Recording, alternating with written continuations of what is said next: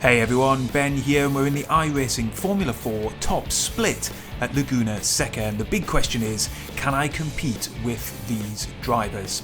Well, we've qualified in 10th position, and my aim is to try and at least maintain that come the checkered flag. We've got new colours for Season 4, a Broca twist on the iconic McLaren MP46 livery.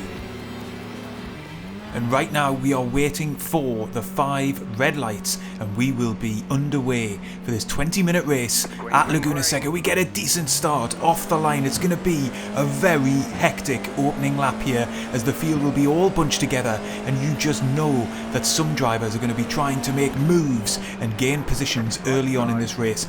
I'm going to try and take the opposite approach. I'm going to take it nice and steady. I'm going to be pretty relaxed. If we lose the odd position, I'm much more interested in maintaining a fully fit and working car for the rest of this race. I don't want to take any unnecessary risks, and we've already lost one position there to Florent Garbier up ahead, and I'm coming under pressure from Trevor Hearn behind as well, who is a highly rated driver. He didn't set a quali lap, so he will have pace. There he goes, down my inside. I left a little bit of room there for him to just sneak on past. I'm now down to 12th position, but I'm betting that not all cars will make it through this opening lap, and there you go, there's 3 cars all spread across the track there and off into the gravel, some even making it as far as the tyre wall. And now we're into the corkscrew, and once again we've seen an accident up ahead. That looked like Trevor Hearn ploughing into the side of another car. I've now got Hearn on my outside as he has been able to continue, but he must be carrying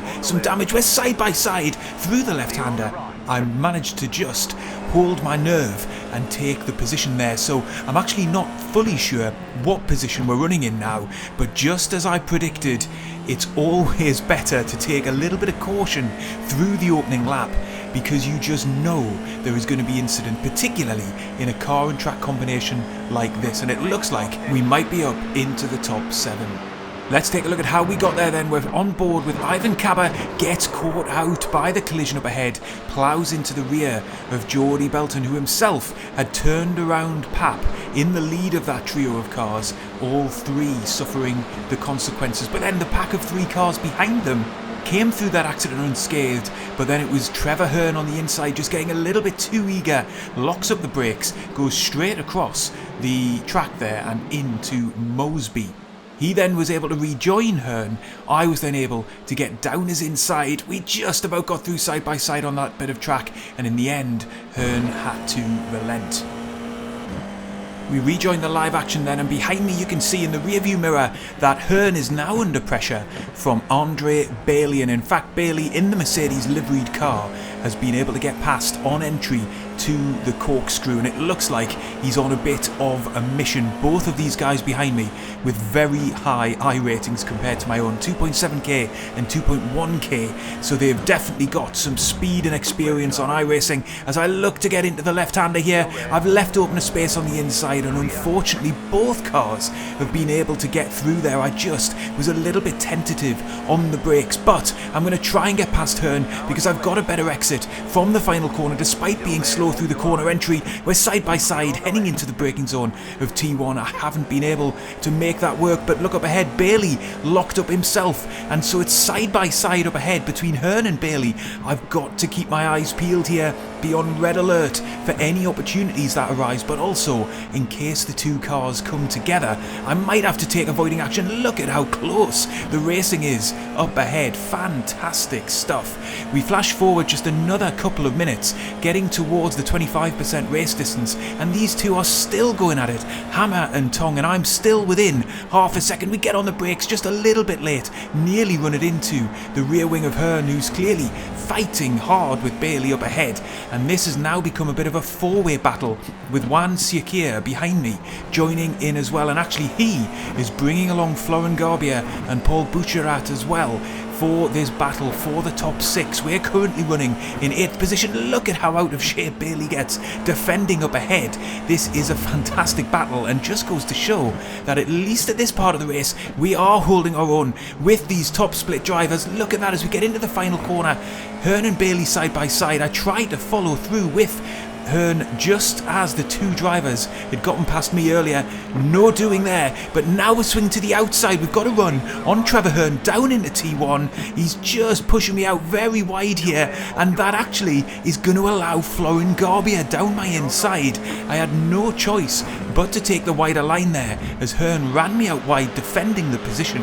And unfortunately, we've gone from attacking to get up one more spot into losing a position to Garbier, who just senses his opportunity, gets down my inside, and it's a simple pass. We rejoin the live action then, coming up to half race distance, and we're still in touch with the three drivers up ahead. I'm holding Juan Siakia behind me, and I've got Florian Garbier, Trevor Hearn and Andre Bailey still up ahead. So this battle rages on, and I'm trying to put pressure on Garbier to get that position back. And you can see as we fast forward to later on in the same lap, still right on his rear wing within half a second, heading up to the corkscrew. We just get on the brakes a tiny bit late, nearly lose the car over the top of the corkscrew, and that is going to just put a little bit of distance between myself and Garbier. And Sakia less than a tenth of a second behind now. He senses an opportunity coming into the final part of this lap. I suffer a little bit of understeer. We'd look to defend the position, but then think better of it because I thought Sakia was already down my inside.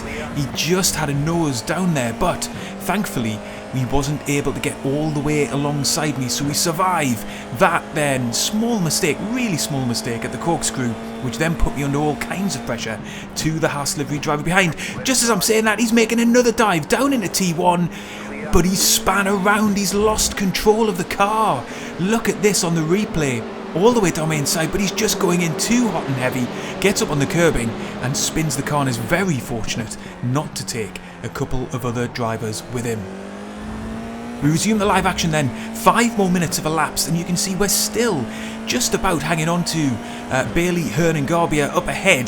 They've broken away just a little bit. I'm now under pressure from Paul Butcherat behind. As we're coming down into T1, there's been a collision up ahead, and that looks like it's Trevor Hearn who's gone off into the gravel. I'm defending with everything I've got from Paul Butcherat behind, as I was trying to keep an eye on what was going on up the road as well. We hold on to the position, so that is me up now into 8th position on track, but I have got my hands full with the yellow Formula 4 car in my rear view here. He is definitely quicker than me at this stage of the race. We get just a little bit too early on the brakes getting into that corner. We get hit from behind and we're put into a half spin, and we've lost 2 positions then. That is such a shame. We'd have been going so well 3/4 into this race, but there's the replay then of Hearn just getting tapped out into the gravel trap there. A bit of a punt to pass from Garbier behind, and then here I am coming into the left-hander. I know I'm slow to the apex, and I guess that catches Bouchard out. In fairness to him, he did give me an apology after the race, but here is a lesson then, and it could always be worse. That was the race leader. As all of that was playing out, he ended up having to take to the pit lane from no fault of his own, but coming across a back marker.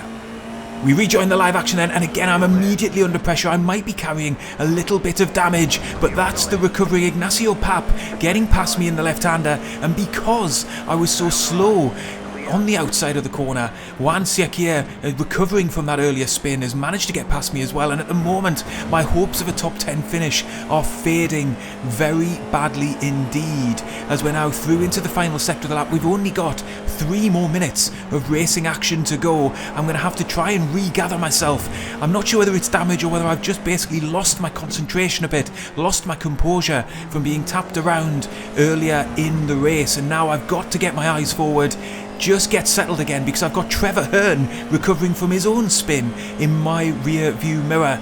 I've still got a chance of a top 10 finish here. I've got to keep the pressure on the 2 drivers up ahead. They're side by side heading into T1, and look at that, Ignacio Pap locks up. I'm going to be able to sneak down his inside, and then as I look to defend in the next corner, he's disappeared. It looks like he's been disqualified. I'll double check that at the end of the race, but he makes a little bit of contact with Hearn, who's coming through behind me, and I wonder if that was enough to push him over the edge. I will double check that at the end of the race, and there is really not long to go now. My rear view mirror still full of Trevor Hearn's recovering car. He must be carrying a bit of damage himself but hopefully I'm going to be able to hold him off here as we get down into the left-hander, defend the inside line. He's got to run around the outside, but I think we're going to see here the top line speed advantage I've now got after all of the collisions he's been involved with. Look at that, he can't compete with me down the straight, so I've got half a chance here of holding the higher rated driver off. I'm going to take a defensive line into T1 just in case he fancied like getting late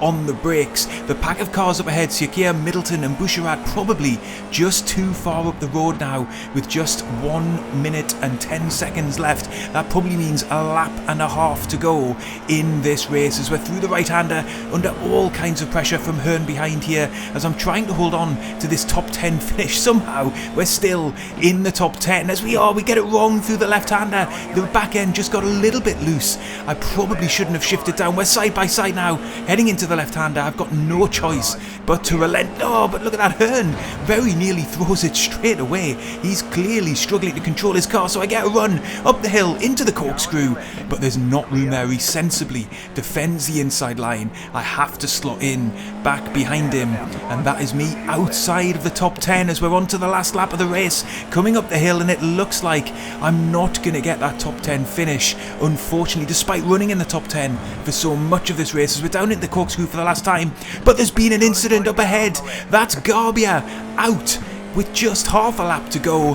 What on earth happened there? Well, he was coming through into the corkscrew and actually he doesn't make contact with anybody. He just loses the car over the top of the hill, through and over the curb and into the dust. And so we round the final corner for the final time and we are going to come home in 10th position. We finish where we started, but wow, that does not tell the story of this race, not by a long shot. Fantastic racing there. And look, let's be clear, I didn't have the same kind of pace as many of the drivers up ahead of me, but I was able to hold my own in battle, and for large chunks of this race, we were on the same pace as the cars around me. Just to confirm then, it was a disqualification for Ignacio Papp. Unfortunate for him, even more unfortunate for the race leader, Alberto Blanco, who ended up falling all the way down the standings. I hope you've enjoyed this race. I certainly did. Fantastic return to the Formula 4. If you did, leave a like, get subscribed, and I will see you on the next one.